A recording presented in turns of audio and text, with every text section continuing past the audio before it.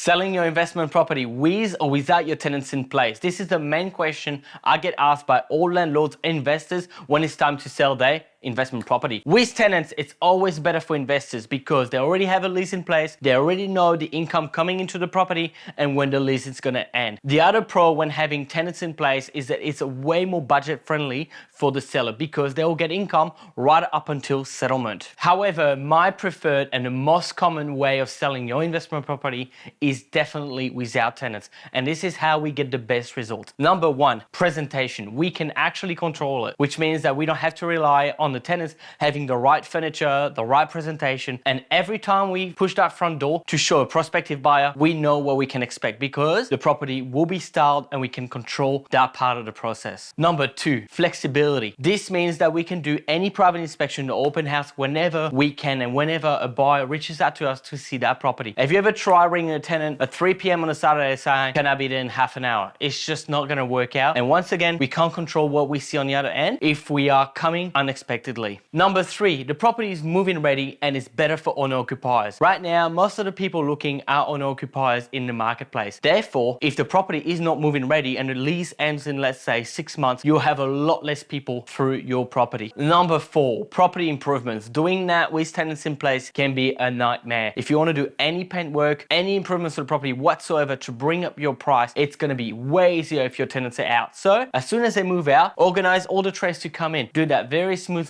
budget friendly, and you'll get a great outcome every single time. This brings us to the market share. If you only cater to investors, you will lose probably 90 to 95% of the market that's out there because most people right now want to move in their property. Therefore, if you look at all pros and cons for both between the two options, I will always recommend any investor to consider selling without tenants. It is more flexible, easier. You can always get a better outcome because you can control the process from start to finish, and that will make a huge difference in your sell price. If you got any question about any of these points, feel free to give me a buzz and I would love to walk you through our entire process.